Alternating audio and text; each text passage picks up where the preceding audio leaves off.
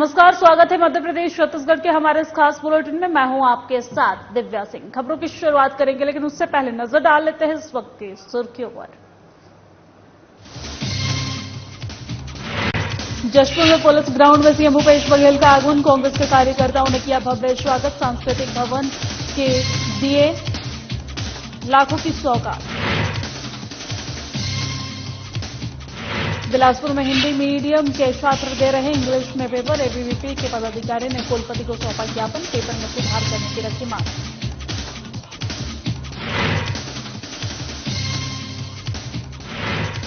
सीहोर के आंगनबाड़ी केंद्र पर पहुंची साधना प्लस की टीम। लाडली बहना योजना के पंजीयन के लिए जानकारी। वार्ड पार्षद पूर्णिमा कुशवाहा से की चर्चा। धमतरी में प्रतिबंधित प्लास्टिक डिस्पोजल पर की गई कार्रवाई। नगर निगम और राजस्व की टीम ने गोदाम में की छापेमारी। भारी मात्रा में पॉलिथीन डिस्पोजल किए बरामद। और पंखांजूर में अंबेडकर मूर्ति पर झंडा लगाने को लेकर हुआ विवाद। सर्व आदिवासी समाज ने किया विरोध प्रदर्शन। अंबेडकर चौक पर किया चक्का जाम।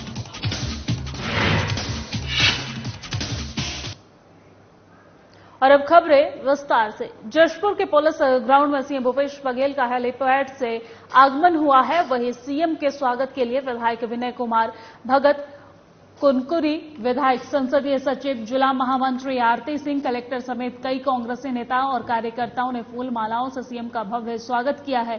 जिसके बाद सीएम जशपुर हेलीपैड से रवाना होकर दीपू बगीचा खददी पर सरहुल पूजा में शामिल हुए हैं, जहां उन्होंने सरहुल पूजा भवन और सांस्कृतिक भवन के लिए लाखों की सौगातें दी हैं। बहुत बहुत बधाई, शुभकामना। जशपुर में विनय भगत के पिताजी ने इसकी शुरुआत 1982 में शुरू किया और आज बहुत इसका विस्तार हो चुका है। और आज परंपरागत रूप से समाज के लोगों ने स्वागत किया, पूजा अर्चना भी मैंने की और परंपरागत वेशभूषा से भी मुझे सम्मान किया। मैं पूरे राजीव पढ़ा समाज को बहुत बहुत धन्यवाद देता हूं। और ये जो भूखंड है जहां से शुरुआत हुई है, इसकी मांग उन्होंने की थी, मैंने देने की घोषणा की। इसकी प्रक्रिया होगी और बहुत जल्दी इसका दस्तावेज समाज को मिल जाएगा। उसी साथ साथ यहाँ एक भवन बनाने का 50 लाख रुपए की मैंने घोषणा की है। चाय बोर्ड का गठन किया गया, इसके विकास के लिए क्या प्रयास किया? लगातार हमारा प्रयास हो गया। देखिए यहाँ चाय की खेती को बढ़ावा दिया जा रहा है। बस्तर में काफी है। मंत्री की जो फर्जी सर्टिफिकेट जो कांग्रेस पूरी तरह मतलब इस पर क्या कहें? उस पद में बैठे हैं, उसको फर्जीगिरी करने की क्या जरूरत है? और राहुल गांधी का संसद सदस्यता समाप्त करने के संबंध में पूरे प्रदेश भर में कांग्रेस कमेटी के लोग प्रेस कॉन्फ्रेंस कर रहे हैं। और इसी कड़ी में सूरजपुर जिले के प्रेमनगर में प्रदेश कांग्रेस कमेटी के सचिव नरेश राजवाड़े ने विधायक खेलसाय सिंह की उपस्थिति में प्रेस कॉन्फ्रेंस का आयोजन किया है, जिसमें भारी संख्या में कांग्रेस कार्यकर्ता मौजूद रहे हैं। प्रेस कॉन्फ्रेंस के दौरान कांग्रेस विधायक ने केंद्र सरकार पर जमकर निशाना साधा है। साथियों, अभी जो पूरे देश में घटनाक्रम चल रहा है, मोदी राज में आम जनता की आवाज उठाना, भ्रष्टाचार के खिलाफ आवाज उठाना गुनाह हो गया। दुनिया में सबसे बड़े लोकतंत्र देश में आज आम आदमी की आवाज उठाना, भ्रष्टाचार के खिलाफ आवाज उठाना गुनाह हो गया है। देश के प्रमुख विपक्षी पार्टी के पूर्व अध्यक्ष एवं 4 बार के सांसद श्री राहुल गांधी जब संसद के अंदर बात करते हैं तो उनको बोलने नहीं दिया जाता है, उनका माइक बंद कर दिया जाता है। सत्तारूढ़ दल के सांसद बहुमत के अतिवादी चरित्र का प्रदर्शन करते हुए संसद की कार्यवाही नहीं चलने देते हैं। केंद्रीय मंत्री अपने पद की गरिमा को तार तार करते हुए अनर्गल बयानबाजी करते हैं। और जब इन सब से श्री राहुल गांधी कांग्रेस पार्टी और विपक्ष की आवाज को नहीं दबा पाते हैं, तब एक षड्यंत्र रचा जाता है। श्री राहुल गांधी की संसद सदस्यता को समाप्त करने के पूरे घटनाक्रम का सिलसिलेवार ब्यौरा हम आपके समक्ष रख रहे हैं। आप खुद विचार कीजिए, देखिए इस देश में लोकतंत्र को किस प्रकार से नष्ट किया जा रहा है। और इंदौर में बीजेपी कार्यालय में कोर कमेटी की बैठक आयोजित की गई है, जिसमें प्रदेश के पर्यटन मंत्री उषा ठाकुर शामिल हुई हैं। बैठक के बाद मीडिया से चर्चा करते हुए उषा ठाकुर ने पार्टी को मजबूत बनाने और जनहित के मुद्दे पर चर्चा की है। वहीं दूसरी ओर मथुरा के कथावाचक अनुरुद्ध आचार्य को मिली धमकी को लेकर उन्होंने कहा है कि हमारे संत महात्मा इतने कमजोर नहीं है कि इस तरह की धमकी से वो डर जाएं। हिंदुत्व इतना कमजोर नहीं हो सकता है और कोई इस तरह से उन्हें डरा नहीं सकता है। और वही बावड़ी हादसे को लेकर कहा है कि नगर निगम द्वारा उन स्थानों को चिन्हित किया जा रहा है जहां पर कुएं और बावड़ी है और उनके ऊपर धार्मिक स्थलों को बनाया गया है। जल संरक्षण के लिए ऐसे कुएं और बावड़ियों को बंद नहीं किया जा रहा है जिसमें पानी का स्रोत बाकी है, लेकिन जो अवैध निर्माण है उन्हें हटाया जा रहा है। ऐसी फर्जी धमकियों से ना हम और हमारे संत घबराते हैं। ये सत्य सनातन परंपराएं प्रकृति और पृथ्वी के निर्माण से लेकर आज तक निर्बाध गति से चल रही हैं, चलती रहेंगी। हमारा हिंदुत्व इतना कमजोर नहीं हो सकता कि कोई इस प्रकार से उसको डरा सके। नहीं, भरने और बंद करने का काम नहीं होगा। जल संरक्षण के क्षेत्र वो बने रहेंगे, पर उनके ऊपर जैसी दुर्घटना हमारे पटेल नगर में हो गई कि उसके ऊपर ही पक्का निर्माण कर दिया था, ऐसे सारे निर्माणों से जल स्रोतों को मुक्त कराया जाएगा। वो जल संग्रहण के क्षेत्र बने रहे। सुरक्षा की दृष्टि से उन पर हम जालियां लगा दें ताकि कोई गैस फॉर्मेशन जैसा यहाँ स्थायी स्ट्रक्चर के कारण हो गया था, ऐसी दुर्घटना दोबारा जीवन में ना हो।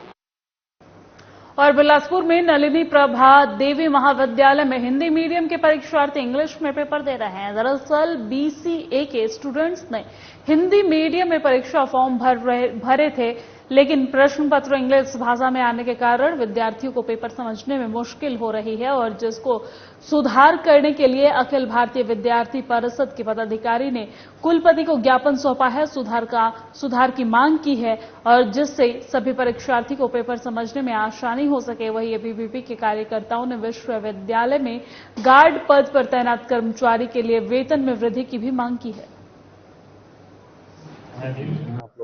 आज अखिल भारतीय विद्यार्थी परिषद बिलासपुर महानगर द्वारा अटल बिहारी विश्वविद्यालय के अंतर्गत बहुत सारे मांगों को लेकर हम यहाँ पे उपस्थित हुए और अच्छे संख्या में हम उपस्थित हुए, जिसमें हमारा मुख्य मांग ये था कि बीसीए का पेपर जो एनडीआर अंतर्गत आता है, अटल बिहारी विश्वविद्यालय के अंतर्गत आता है, उसमें बीसीए का पेपर हिंदी माध्यम एवं अंग्रेजी माध्यम दोनों के अंतर्गत अंग्रेजी बस में पूछा जा रहा था। तो हमारी मांग ये थी कि उसको अंग्रेजी एवं हिंदी माध्यम दोनों में कर दिया जाए।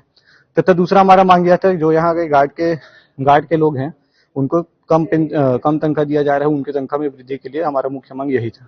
तो हम इन दोनों मांगों को लेकर वहाँ रजिस्ट्रार सर के सामने उपस्थित हुए थे और हमारा मांग उन्होंने तत्पर सुना है तथा जल्दी से जल्दी उस पर पूर्ण कार्रवाई करने का आश्वासन दिया है। आगे बढ़ते हैं, खबर सीहोर से है, जहां नगर पालिका के वार्ड संख्या 8 के आंगनबाड़ी केंद्र में साधना प्लस न्यूज की टीम लाडली बहना योजना के अंतर्गत पंजीयन संबंधित जानकारी लेने पहुंची, जहां बहनें अधिक मात्रा में पंजीयन कराने के लिए पहुंची हुई है। और वहीं हमारी टीम ने आंगनबाड़ी के संबंधित अधिकारी से भी बातचीत की है, जिसमें उन्होंने बताया है कि लगभग 550 महिलाएं वार्ड में लाडली बहना योजना की पात्रता रखती हैं और अभी तक 200 पंजीयन हो चुके हैं। वही वार्ड संख्या 8 की पार्षद पूर्णिमा दिनेश पप्पी कुशवाहा से भी जानकारी ली है, जिसमें पार्षद ने बताया है कि हम लगातार लाडली बहना योजना का प्रचार प्रसार कर रहे हैं और महिलाएं आंगनबाड़ी केंद्र पहुंच रही हैं। आप लाडली बहना योजना में यहाँ पंजीयन करवाने हैं, किसी प्रकार की कोई समस्या आ रही है क्या आपको? नहीं, यहाँ पर सबको हेल्प कर रहे हैं, अच्छे से सब समझा रहे हैं, ये सब चीजें लगी हुई, ये सब चाहिए और यहाँ के सब मैडम भी बहुत अच्छी है। किसी प्रकार का पंजीयन के लिए या केवाईसी करवाने के लिए किसी प्रकार का कोई पैसा देना तो नहीं दिया जा रहा? नहीं, पैसे देने कोई भी नहीं, सब निःशुल्क लगता है और सब अच्छे से योजना के अंतर्गत जो पात्र महिलाएं जो आती हैं उनके सभी के कितना जल्दी हो पा रहा है, जैसे अनुसार कलेक्टर साहब नगर पालिका मुख्य अधिकारी के अनुसार जल्दी से जल्दी जितना हो सके खबर सभी वार्ड में चल रहा है। कितना लगभग वार्ड में कितना लगभग अभी तक पंजीयन हुआ होगा? सर वार्ड नंबर 8 के अच्छा ओनली 200 से 250 बहुत अच्छे से बढ़ भाग दे रही है। महिलाएं आ रही है पंजीयन में किसी प्रकार की कोई दिक्कत तो महिलाओं को नहीं आ रही है? नहीं आ रही है, पहले से कागज कंप्लीट करके जैसा हमें संबंधित अधिकारी ने बताया है कि 200-250 पंजीयन अभी तक लाडली बहना योजना में यहाँ हो चुके हैं। ये सत्यता है इस बात में? ये पूरी सत्यता है, क्योंकि मैं हर घर केंद्रों में जा रही हूँ, सभी आंगनबाड़ी में भी जा रही हूँ, और हम दोनों हस्बैंड वाइफ जा रहे हैं। और धमतरी नगर निगम के सिहावा चौक स्थित एक गोदाम में भारी मात्रा में प्रतिबंधित पॉलिथीन और डिस्पोजल पाया गया है, जहां नगर निगम और राजस्व विभाग की टीम कार्रवाई कर रही है। आपको बता दें कि कल दोपहर 2 बजे से शुरू हुई ये कार्रवाई देर शाम तक जारी रही है, और जिसमें तकरीबन 5 ट्रक पर प्रतिबंधित पॉलिथीन डिस्पोजल पाए गए हैं, जिससे माना जा सकता है कि यह अब तक की प्रदेश में सबसे बड़ी कार्रवाई है। और अधिकारियों का कहना है कि जब्त किए गए सामान को इकट्ठा करके नष्ट किया जाएगा। साथ ही अधिकारी माल का आंकलन करने के बाद व्यापारी पर कार्रवाई की बात कह रहे हैं। ये शासन की नीति है प्लास्टिक बैन्स के ऊपर में, ताकि पर्यावरण को सुरक्षित रखा जा सके। इसके तहत जो 150 माइक्रॉन्स के ऊपर के जितने भी प्लास्टिक्स हैं और जो भी उनके सामग्रियां हैं उन पर प्रतिबंध है। सो हमने इसके तहत में जैसा खबर मिली थी क्या झूलेलाल एंटरप्राइजेस जो भोजवानी साहब का है, उनके यहाँ पर बड़ी मात्रा में ये प्लास्टिक्स पाए गए हैं जो कि बैंड है। सो उन पर कार्रवाई की जा रही है। किस तरह की कार्रवाई की जाएगी? ये जिस प्रकार हमने कहा कि 100 माइक्रोन्स के ऊपर के जितने भी प्लास्टिक्स हैं जो बैन है, उस पर कार्रवाई की जाएगी, उसे नष्ट किया जाएगा। और साथ ही साथ जो इनके व्यापार कर रहे हैं उन पर कड़ी आर्थिक दंड किया जाएगा। और पंखांजूर में अंबेडकर मूर्ति के पास भगवा झंडा लगाने को लेकर विवाद खड़ा हो गया है। आपको बता दें कि रामनवमी के दिन अंबेडकर मूर्ति के पास भगवा झंडा लगाया गया था, जिसका सर्व आदिवासी समाज ने विरोध किया है और अंबेडकर चौक पर चक्का जाम किया गया है। वहीं धरने पर बैठे सर्व आदिवासी समाज के लोग नाराजगी व्यक्त करते नजर आ रहे हैं, और इस दौरान मौके पर पुलिस पहुंची है। जैसे तैसे समझाइश देकर मामले को शांत करवाया गया है। और इस मामले में आदिवासी छात्र युवा संगठन के युवाओं ने पंखाजूर पुलिस थाने में पहुंचकर लिखित शिकायत दी है और कार्रवाई की मांग की।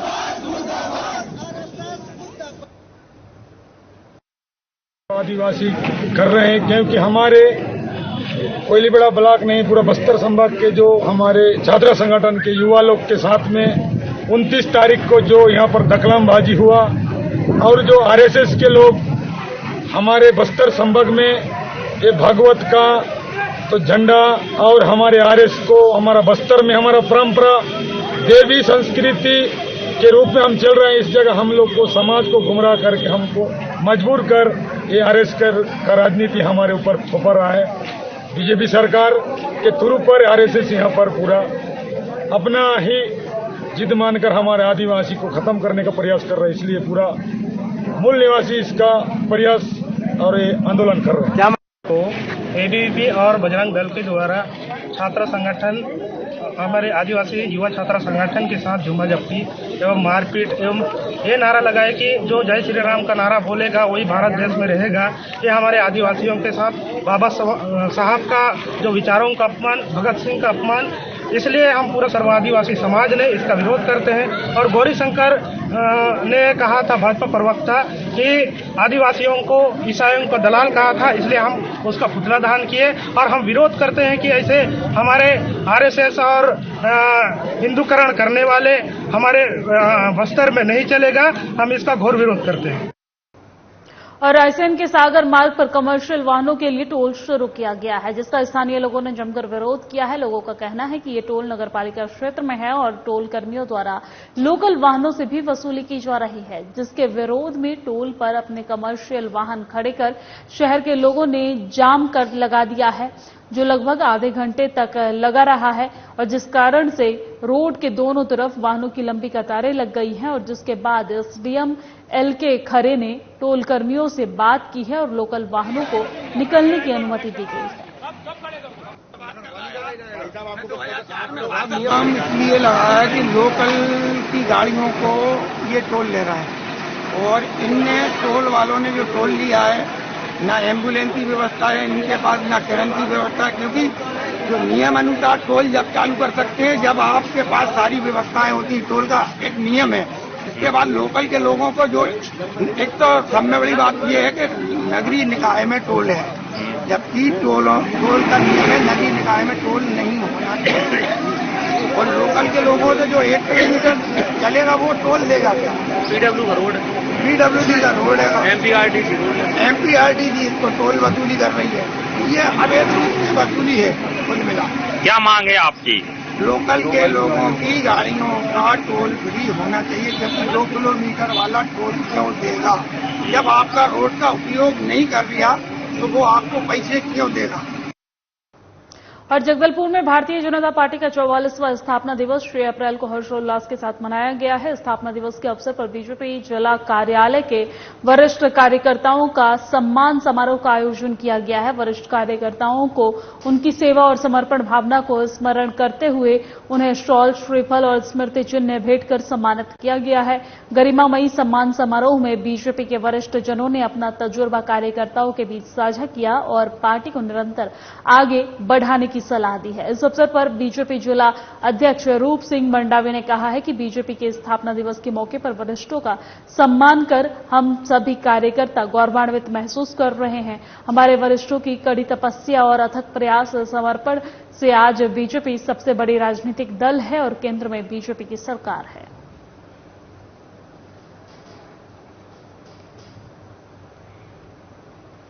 और सुकमा क्षेत्र के एक युवक द्वारा खुलेआम गोमांस खाने का वीडियो सोशल मीडिया पर जमकर वायरल हो रहा है, जिस पर बीजेपी की प्रतिक्रिया भी सामने आई है। बीजेपी के प्रदेश महामंत्री केदार कश्यप ने सख्त लहजे में प्रतिक्रिया देते हुए कहा है कि भूपेश सरकार के मंत्री कवासी लखमा के क्षेत्र में लगातार धार्मिक वैमनस्यता फैलाकर समुदाय को लड़ाने और उन्माद फैलाने की नाकाम कोशिश की जा रही है। एक युवक द्वारा खुलेआम बीजेपी और हिंदुओं को गाली गलौज देते हुए अभद्रतापूर्ण तरीके से गौमांस का प्रदर्शन किया गया है, जो कि दुर्भाग्यपूर्ण है।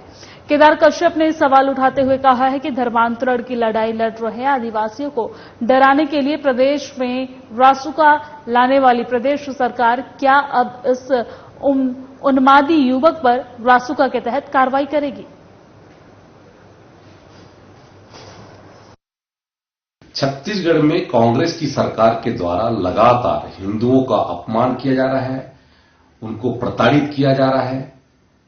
जिस तरह की घटना सुकमा में घटित हुई, जहां पर सुकमा में एक समुदाय विशेष के एक व्यक्ति ने गोमांस खाते हुए हिंदुओं को अभद्र टिप्पणी की, अपमानित करने की कोशिश की, ऐसे तत्व को आज कांग्रेस का कहीं न कहीं से सुरक्षा प्राप्त है, क्योंकि उसके हाथ में कांग्रेस का झंडा है।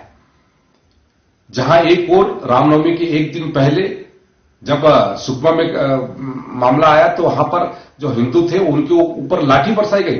किसके सर पर लाठी बरसाई गई? आज ऐसे तत्व जो खुलेआम घूम रहे हैं, उनको किनका संरक्षण प्राप्त है? किनके कारण से ये लोग आज इस तरीके से व्यवहार करते हैं? आज कहीं न कहीं से हमारे इस छत्तीसगढ़ में, हमारे बस्तर में जो गो हत्या हो रही है, गो तस्करी हो रही है, उसके पीछे कहीं न कहीं से ऐसे लोग उनमें शामिल हैं और उनको ऐसे नेताओं का सुरक्षा प्राप्त है। कांग्रेस को इस कृत्य के लिए माफी मांगना चाहिए और जो हमारे समाज को अपमानित करने की कोशिश की है, उनके ऊपर कड़ी से कड़ी कार्रवाई करनी चाहिए।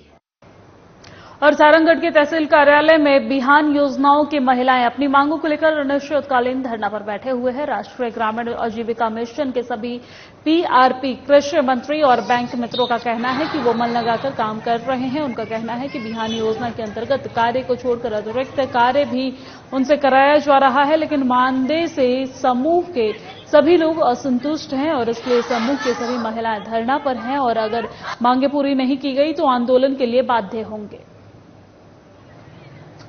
हम लोग यहाँ सारंगगढ़ जिला में वो अभी अनिश्चितकालीन हड़ताल में बैठे हैं। हम लोगों का हड़ताल अनिश्चित है क्योंकि केंद्र सरकार और राज्य सरकार द्वारा जो भी योजना आता है, उन योजना का सभी जानकारी हमारे बिहान के दीदी इन योजना के बारे में लोगों को जानकारी देते हैं, जो कि काम के हिसाब से हम लोग चाहते हैं नियमितकरण, नियुक्ति प्रमाण पत्र, मानदेय में वृद्धि और हर माह वेतन। जिस तरह काम कर रहे हमारे कैडर दीदी काम के हिसाब से पेमेंट नहीं मिल रहा है, तो हम लोग चाहते हैं कि हम लोगों का पेमेंट भी किया जाए। जिस तरह से काम करवा रहे हैं उस उसके हिसाब से हम लोगों का मानदेय को भी वृद्धि किया जाए। हम लोग अनिश्चितकालीन हड़ताल कर रहे हैं।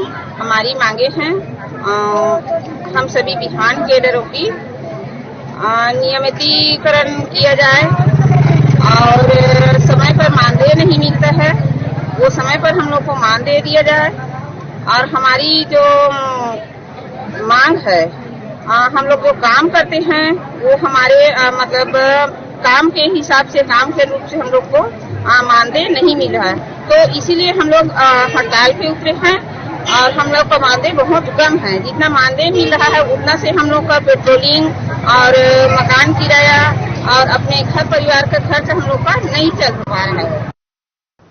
और बैहर में हनुमान जन्मोत्सव के उपलक्ष्य में हनुमान जी की पूजा अर्चना की गई है और सार्वजनिक हनुमान व्यायाम शाला के द्वारा 4 दिवसीय कार्यक्रम आयोजित किए गए हैं, जिसमें 7 अप्रैल यानी कि आज सभी वार्डों में महाप्रसाद का वितरण भी किया जा रहा है। वहीं कल शनिवार को बाइक रैली निकाल की जाएगी और 9 अप्रैल को विशाल शोभा यात्रा निकाली जाएगी, जिसमें भारी संख्या में भक्तगण मौजूद हैं। वर्ष अनुसार इस वर्ष भी हनुमान व्यायामशाला के द्वारा ऐतिहासिक और भव्य शोभा यात्रा निकाली जाएगी। अपने हनुमान व्यायामशाला कैंपस में नगर भोज का आयोजन किया गया और 15 वार्ड के सभी प्रत्येक घर में महाप्रसाद वितरण किया जाएगा। और 8 तारीख को भगवा रैली निकाली जाएगी और 9 तारीख को ऐतिहासिक भव्य शोभा यात्रा निकाली जाएगी। हनुमान व्यायामशाला के सदस्य सभी बैहर वासियों से निवेदन करते हैं कि अधिक से अधिक संख्या में पहुंचे। हम और हमारी पूरी टीम उनके स्वागत के लिए यहाँ पर मौजूद रहेंगे। जैसा कि पूर्व से विदित है कि प्रतिवर्ष सार्वजनिक हनुमान व्यायामशाला के द्वारा भव्य से भव्यतम कार्यक्रम निरंतर करना आरंभ किया गया है और इसी तारतम्य में इस बार 3 दिवसीय भव्य हनुमान जन्मोत्सव कार्यक्रम का आयोजन हो रहा है। रविवार के दिन एक भव्य स्वरूप में हनुमान जी की झांकी पूरे नगर भ्रमण के लिए निकाली जाएगी। और माकड़ी में हनुमान जन्मोत्सव के अवसर पर विधायक निवास माकड़ी के सामने श्रद्धालुओं को खिचड़ी प्रसाद और शरबत पिलाकर उत्सव मनाया गया है। साथ ही स्थानीय व्यापारी और जनप्रतिनिधियों ने मिलकर गांधी चौक में खीर पूड़ी खिलाई और भगवान श्री राम के अन्य भक्तों ने धूमधाम से हनुमान जी का जन्मोत्सव मनाया है।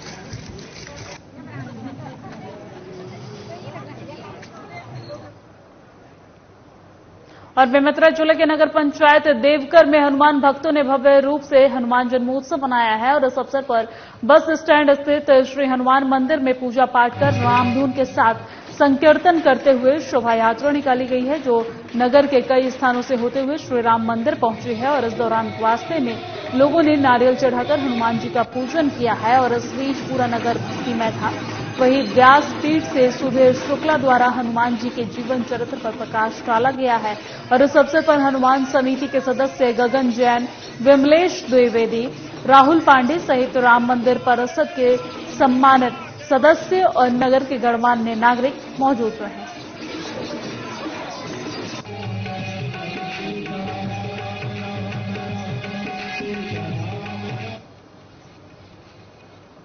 और बिलासपुर में अवैध रूप से ऑनलाइन सट्टा पर अंकुश लगाने के लिए विशेष अभियान चलाया जा रहा है और इसी कड़ी में पुलिस को सूचना मिली कि 7 बहिनिया मंदिर के पास देवरी खुर्द में कन्हैया लाल पंजवानी पंजाब के खिलाफ राजस्थान आईपीएल मैच में मोबाइल के माध्यम से ऑनलाइन जुआ खेलने जा रहे हैं। वही सूचना के बाद मौके पर पहुंचे पुलिस ने आरोपी को घेराबंदी कर पकड़ा है और जिनके कब्जे से एक मोबाइल और नकदी 3000 रुपए जब्त किए हैं।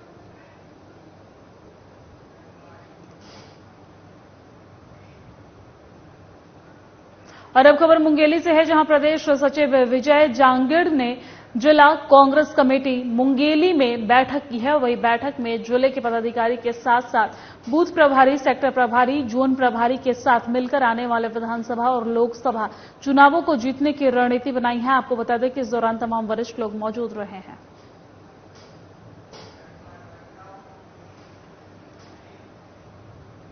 और मध्य प्रदेश छत्तीसगढ़ की खबरों में फिलहाल इतना ही। मुझे दीजिए इजाजत। नमस्कार।